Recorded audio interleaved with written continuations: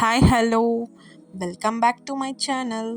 இன்றைக்கி நம்ம Wednesday lunch recipe தான் பார்க்க போகிறோம். எங்கள் அம்மாவோட ஸ்பெஷல் வாழை மீன் குழம்பு. வாங்க இதை எப்படி செய்கிறதுன்னு பார்க்கலாம். நல்லா ஸ்பைஸியாக சூப்பராக இருக்கும் ரைஸோடு வச்சு சாப்பிட்றதுக்கு. வாங்க இதை எப்படி செய்கிறதுன்னு பார்க்கலாம். இன்றைக்கி நாங்கள் வாழை மீன் வாங்கியிருந்தோம். நல்லா இந்த சைஸுக்கு இருந்துச்சு, பெருசாக நல்லா ஷைனாக இருந்தது. நம்ம வாழை மீன் குழம்பு வைக்கிறதுக்கு வாழை மீன் பார்த்திங்கன்னா நல்லா திக்காக இருக்கணும். வாங்கியாச்சு. ஒரு 200 ருபீஸ்க்கு எங்களுக்கு ஒரு 3 மீன் கிடச்சிது. அதுக்கப்புறம் அம்மா அதை ரெண்டாக பண்ணிவிட்டு இந்த சைடில் இருக்கிற செதிலெல்லாம் எடுத்துட்டாங்க. நல்லா இந்த மாதிரி க்ளீனாக எடுத்துடணும். எடுத்துகிட்டு தலையெல்லாம் கட் பண்ணிவிட்டு இங்கே பாருங்கள், இந்த அளவுக்கு பீசஸ் போட்டால் தான் நமக்கு குழம்புலையும் சாப்பிட்றதுக்கும் நல்லா டேஸ்ட்டாக இருக்கும். அதோட திக்னஸ் பார்த்திங்கன்னா நல்லா சூப்பராக திக்காக இருந்துச்சு. வால் பகுதியை போட்டாச்சு. இதுக்கப்புறம் தலை பகுதியை கட் பண்ணிகிட்டு இருக்காங்க. அந்த ஒரு மீனை ரெண்டாக பண்ணிவிட்டு பண்ணுறாங்கன்னா ஃபுல்லாக அப்படியே க்ளீன் பண்ண முடியாது அப்படிங்கிறதுக்காக. அதுக்கப்புறம் தலை பகுதியை பார்த்திங்கன்னா ஃபுல்லாக இந்த மாதிரி வெட்டி எடுத்துட்டிங்கன்னா உள்ளே இருக்கிற ஃபுல்லாக எல்லா குடல் எல்லாமே கலந்து வந்துடும்.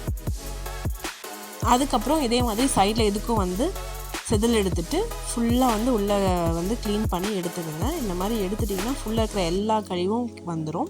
அதுக்கப்புறம் இந்த அளவுக்கு பீஸ் போட்டுக்கோங்க. நல்லா ஃப்ளஷ்ஷாக தான் இருந்துச்சு நாங்கள் வாங்கின மீன். எதுவுமே நல்லா இந்த மாதிரி பீசஸ் போட்டுட்டு தண்ணியில் போட்டு வச்சிட்டோம். நல்லா பெருசு பெருசாக தான் பீசஸ் இருக்கணும். இந்த ஃப்ரைக்கும் சரி குழம்புக்கும் சரி இந்த மாதிரி சைஸஸில் பீஸ் போட்டுக்கோங்க. அதுக்கப்புறம் நல்லா ஒரு வாட்டி வாஷ் பண்ணி எடுத்துட்டோம். எடுத்துகிட்டு இதோட கல்லுப்பு, மஞ்சத்தூள் எல்லாத்தையுமே போட்டு நல்லா கிளறி விட்டிங்கன்னா நல்லா ஏதாச்சும் கிருமி இருந்தாலும் இல்லைனா மேலே தோலோ இல்லை செதிலோ ஏதாவது இருந்தால் கூட நல்லா இதில் கிளியர் ஆகிடும்.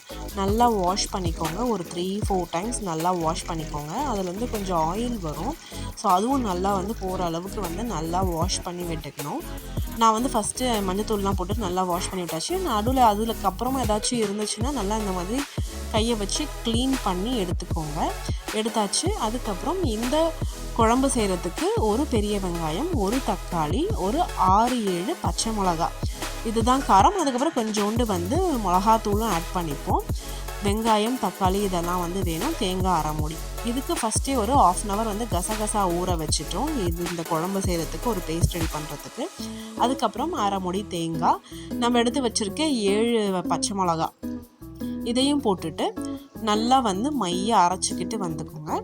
அதுக்கப்புறம் ஸ்டவ் பற்ற வச்சு கடாய் வச்சுட்டு எண்ணெய் ஊற்றிட்டு நாங்கள் கடலை எண்ணெய் தான் யூஸ் பண்ணுவோம். அதுக்கப்புறம் கடுகு, கொஞ்சோண்டு உளுந்து போட்டு நல்லா பொரிய விட்டதுக்கப்புறம் ஒரு வெங்காயம் நல்லா இந்த மாதிரி பொடியாக நறுக்கிட்டு சேர்த்துக்கோங்க. நல்லா வெங்காயம் எண்ணெயில் வேகணும். அதுக்கப்புறம் ஒரு தக்காளி, பெரிய தக்காளி எடுத்திருக்கேன், அதையும் போட்டு நல்லா வதக்கிட்டு கொஞ்சம் கருவேப்பிலையை தூவிக்கோங்க.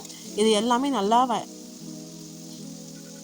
எண்ணெயில் வதங்கினதுக்கப்புறம் 1/2 ஸ்பூன் மஞ்சத்தூள், அதுக்கப்புறம் 1 ஸ்பூன் இஞ்சி பூண்டு பேஸ்ட், இது எல்லாத்தையுமே போட்டு நல்லா எண்ணெயில் வதக்குனதுக்கப்புறம் நல்லா எண்ணெய் பிரிஞ்சு வர வரைக்கும் வதக்கணும். உங்களுக்கே நல்லா அரோமா வரும். அதுக்கப்புறம் நம்ம பேஸ்ட் பண்ணி வச்சுருக்க கசகசா, அதுக்கப்புறம் மிளகா, அதுக்கப்புறம் தேங்காய் இதெல்லாமே போட்டுட்டு 1 ஸ்பூன் வெறும் மிளகாத்தூள், அப்புறம் மிளகாத்தூள் இதையும் போட்டுட்டு நல்லா கொஞ்சம் எங்களுக்கு எண்ணெய் கம்மியாக இருந்துச்சு, அதனால் 1 ஸ்பூன் எண்ணெய் ஊற்றிட்டு தேவையான அளவுக்கு தண்ணி ஊற்றிக்கணும். இந்த குழம்பு ரொம்ப தண்ணியாக இருக்கக்கூடாது, திக்காக தான் இருக்கணும். அப்போ தான் டேஸ்ட்டு சூப்பராக இருக்கும். கொஞ்சம் உப்பு கம்மியாக பட்டதால் நான் கொஞ்சம் உப்பு ஆட் பண்ணிக்கிட்டேன். இந்த மாதிரி கொதி வரணும். வந்ததுக்கப்புறம் இந்த தலை சைடு அப்புறம் நடு இது எல்லாமே நாங்கள் குழம்புக்கு எடுத்துகிட்டு நல்லா ஃப்ளஷ்ஷாக இருக்கிறது எல்லாமே ஃப்ரைக்கு எடுத்துட்டோம். இந்த மாதிரி நல்லா கொதிக்க ஆரம்பிச்சதும் கொஞ்சம் திக்கானதால் திருப்பியும் நாங்கள் என்ன பண்ணோம், கொஞ்சம் தண்ணி ஊற்றிக்கிட்டோம். நல்லா இந்த அளவுக்கு ஆனதுக்கப்புறம் லைட்டாக எண்ணெய் பிரிஞ்சு வரும். அப்போ நம்ம வாஷ் பண்ணி வச்சுருக்க ஃபிஷ் எல்லாத்தையும் இந்த வாழை மீனை ஃபுல்லாக சுற்றி நீங்கள் வச்சுடுங்க. வச்சுட்டு கரண்டி போடாமல் இந்த மாதிரி கிளறி விட்டிங்கன்னா மீன் ஃபுல்லாக அடியில் உட்காந்துக்கும். ஏன்னா தேங்காய் போட்டதால் தேங்காய் அடியில் போயிட்டு அடி பிடிச்சதால் இந்த மாதிரி ஆட்டி விட்டுகிட்டே இருக்கணும். அதுக்கப்புறம் கொத்தமல்லி தூவிட்டு ஒரு 5 நிமிஷம் கழிச்சு எடுத்து பார்த்தீங்கன்னா இந்த மாதிரி எண்ணெய் விட்டுருக்கோம். இதே மாதிரி ஒரு 5 minutes வச்சு எடுத்துக்கோங்க. பாருங்கள், நம்ம போட்ட மீன் கொஞ்சம் வெந்துருச்சு. அதுக்கப்புறம் இந்த நடுவில் இருக்கிற பகுதி எல்லாமே எடுத்து மசாலா போட்டு ஃப்ரைக்காக வச்சாச்சு, தவா ஃப்ரைக்காக. அதுக்கப்புறம் ஒரு 10 minutes கழித்து எடுத்திங்கன்னா இந்த மாதிரி நல்லா எண்ணெய் பிரிஞ்சிருக்கும். நல்லா நீங்கள் கொதிக்கும் போதே வாசனை பார்த்திங்கன்னா அவ்வளோ சூப்பராக இருக்கும். நல்லா டேஸ்ட்டாக இருக்கும், காரசாரமாகவும் இருக்கும். சில பேர் அதை இனிப்பு சொல்லுவாங்க, வாழை குழம்பு இனிப்புன்னு சொல்லுவாங்க. பாருங்கள் ஒரு 15-20 மினிட்ஸ் கழித்து இந்த மாதிரி எண்ணெய் பிரிஞ்சு இதுதான் வந்து ஃபைனல் ஸ்டேஜ். அப்பயும் வந்து கரண்டி போடக்கூடாது. கரண்டி போடாமல் நல்லா கிளறி விட்டுக்கணும்.